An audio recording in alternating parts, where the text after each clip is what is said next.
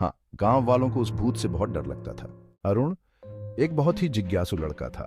उसकी आंखों में हमेशा एक चमक रहती थी, जैसे कि वह हर चीज को जानने के लिए उत्सुक हो। वो उसी गांव में रहता था। यह गांव बहुत ही शांत और सुंदर था, जहां हर कोई एक दूसरे को जानता था। अरुण को कहानियां सुनना बहुत पसंद था। वह अक्सर अपने दादा दादी के पास बैठकर उनकी कहानियां सुना करता था। चाइल्ड SS1 मैंने जंगल की कहानियां सुनी थी। दादाजी ने मुझे बताया था कि जंगल में कई रहस्यमयी चीजें होती हैं। मुझे डर नहीं लगा, मुझे तो बस जानना था। मैं हमेशा सोचता था कि क्या सच में जंगल में भूत होते हैं। Childs friend SS5। एक दिन अरुण ने एक नई कहानी सुनी। यह कहानी बाकी कहानियों से अलग थी। लोगों ने उसे एक हॉन्टेड घर के बारे में बताया। यह घर गांव के लोगों के बीच चर्चा का विषय था। वो घर जंगल के बहुत अंदर था। वहां जाने की हिम्मत बहुत कम लोगों में थी। उन्होंने बताया कि भूत वहीं रहता है। लोग कहते थे कि रात के समय वहां अजीब अजीब आवाजें आती हैं। Child SS1। मैं उस भूत को देखना चाहता था। मुझे यह जानने की बहुत उत्सुकता थी कि क्या सच में वहां भूत है या यह सिर्फ एक कहानी है। अरुण ने तय किया कि वह उस हॉन्टेड घर को देखने जाएगा। उसने अपने दोस्तों को भी इस रोमांचक यात्रा के बारे में बताया। उसके कुछ दोस्त डर गए, लेकिन कुछ ने अरुण का साथ देने का फैसला किया। वे सब मिलकर योजना बनाने लगे। उन्होंने अपने साथ टॉर्च, खाने पीने का सामान और कुछ अन्य जरूरी चीजें ली। वे सब तैयार थे इस रोमांचक यात्रा के लिए। और फिर एक दिन वे सब जंगल की ओर चल पड़े। अरुण के दिल में उत्सुकता और रोमांच का मिश्रण था। जैसे जैसे वे जंगल के अंदर जाते गए, वैसे वैसे अंधेरा और घना होता गया, लेकिन अरुण और उसके दोस्तों का हौसला बुलंद था। आखिरकार वे उस हॉन्टेड घर के पास पहुंचे। घर सच में बहुत डरावना लग रहा था, लेकिन अरुण ने हिम्मत नहीं हारी। उन्होंने घर के अंदर जाने का फैसला किया। क्या वे भूत को देख पाएंगे? ये जानने के लिए देखते रहिए the curious case of Arun का अगला अध्याय। एक रात अरुण ने जाने का फैसला किया। उसने सबके सोने का इंतजार किया, फिर वो चुपके से अपने घर से बाहर निकल गया। Child SS1। मैं जंगल की तरफ चल पड़ा। पेड़ बहुत ऊंचे और डरावने थे। हवा अजीब अजीब आवाजें कर रही थी। मुझे थोड़ा डर लग रहा था, पर मैं चलता रहा। मैं भूत को देखना चाहता था, और इस तरह अपनी जिज्ञासा से प्रेरित होकर अरुण फुसफुसाते जंगल में आगे बढ़ता गया। अरुण के मन में कई सवाल थे। क्या सच में भूत होते हैं? क्या वो आज रात किसी भूत से मिलेगा? जैसे जैसे वो जंगल के अंदर जाता गया, उसे पेड़ों की परछाइयां और भी डरावनी लगने लगी। हर कदम पर उसे ऐसा महसूस हो रहा था कि कोई उसे देख रहा है। पत्तों की सरसराहट और हवा की आवाजें उसे और भी बेचैन कर रही थी। उसने रुककर ध्यान से सुना, पर उसे कुछ साफ सुनाई नहीं दिया। उसने गहरी सांस ली और आगे बढ़ने का फैसला किया। उसके कदमों की आवाज जंगल की खामोशी में गूंज रही थी। अचानक उसे दूर एक रोशनी दिखाई। उसकी जिज्ञासा और बढ़ गई, और वो उस रोशनी की तरफ बढ़ने लगा। रोशनी कभी तेज हो जाती, कभी धीमी। आखिरकार अरुण उस रोशनी के पास पहुंचा।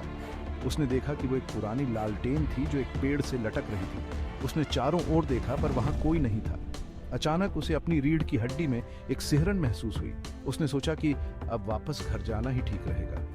वो वापस मुड़ा और तेजी से घर की तरफ चलने लगा। जब वो जंगल के किनारे पर पहुंचा, तो उसने राहत की सांस ली। उसने एक बार पीछे मुड़कर जंगल की तरफ देखा और फिर घर की ओर बढ़ गया। चुपके से घर में दाखिल होकर उसने दरवाजा बंद किया और अपने बिस्तर पर लेट गया। उसकी आंखें खुली हुई थीं, और वो सोच रहा था कि क्या उसने सच में कुछ देखा था या वो सिर्फ उसकी कल्पना थी। धीरे धीरे उसकी आंखें बंद हो गईं और वो गहरी नींद में सो गया। अरुण को वो पुराना घर मिल गया। वहां अंधेरा और सन्नाटा था। वो अंदर चला गया। घर धूल से भरा हुआ और खाली था। ये क्या आवाज थी? वो पलट कर देखा। उसे एक परछाई दिखाई दी। परछाई हिल रही थी। अरुण डर गया। वो भागना चाहता था, पर वो वहीं रुका रहा। वो जानना चाहता था। परछाई और करीब आ गई। अरुण ने अपनी आंखें बंद कर ली। वहां कौन है? आवाज बूढ़ी और थकी हुई थी। अरुण ने अपनी आंखें खोली। उसने एक बूढ़े आदमी को देखा। आदमी के हाथ में लालटेन थी। वो डरा हुआ लग रहा था। डरो मत, मैं तुम्हें कुछ नहीं करूंगा। बूढ़ा आदमी हैरान हुआ। तुम मुझसे डरते नहीं हो? नहीं, क्या आप भूत हो? भूत? नहीं, मैं तो बस एक बूढ़ा आदमी हूँ। बूढ़े आदमी का नाम थॉमस था। वह एक समय में एक खुशहाल जीवन जीता था, लेकिन समय ने उसकी किस्मत बदल दी। उसने अरुण को अपनी कहानी बताई। थॉमस ने बताया कि कैसे वह अपने परिवार के साथ गांव में रहता था और वहां के लोग उसे बहुत मानते थे। वो पहले गांव में ही रहता था। गांव के लोग उसे बहुत पसंद करते थे और उसकी कहानियां सुनने के लिए इकट्ठा होते थे।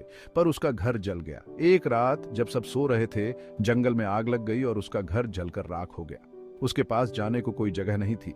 आग ने सब कुछ नष्ट कर दिया और थॉमस के पास रहने के लिए कोई जगह नहीं बची, तो वो जंगल में आ गया। उसने सोचा कि जंगल में ही उसे शांति मिलेगी और वह वहां रहने लगा।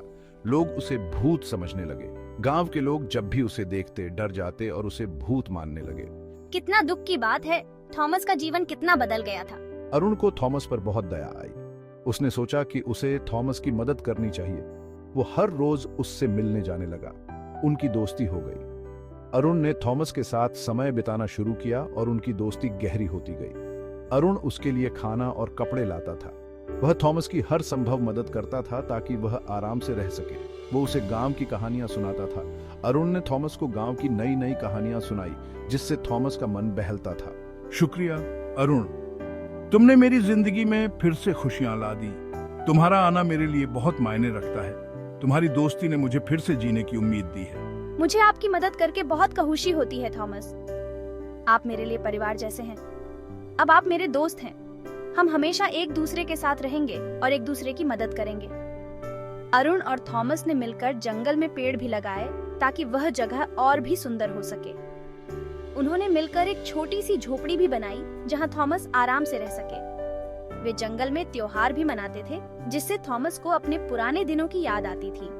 हर शाम वे साथ में बैठकर सूरज डूबते देखते और अपनी दोस्ती का आनंद लेते। वे साथ में खाना खाते और अपनी कहानियां साझा करते। उनकी दोस्ती एक मिसाल बन गई। अरुण और थॉमस की दोस्ती ने साबित कर दिया कि सच्ची दोस्ती किसी भी मुश्किल को पार कर सकती है। उनकी मुस्कान और एक दूसरे के प्रति सम्मान ने उनकी दोस्ती को और भी मजबूत बना दिया। वे दोनों एक पेड़ के नीचे बैठकर घंटों बातें करते और अपनी जिंदगी के अनुभव साझा करते। अरुण और थॉमस ने एक दूसरे की मदद करके यह साबित कर दिया कि सच्ची दोस्ती का कोई मोल नहीं होता। रात को वे तारे देखते और अपनी दोस्ती की कहानी को याद करते। उनकी दोस्ती एक अनमोल खजाना बन गई थी।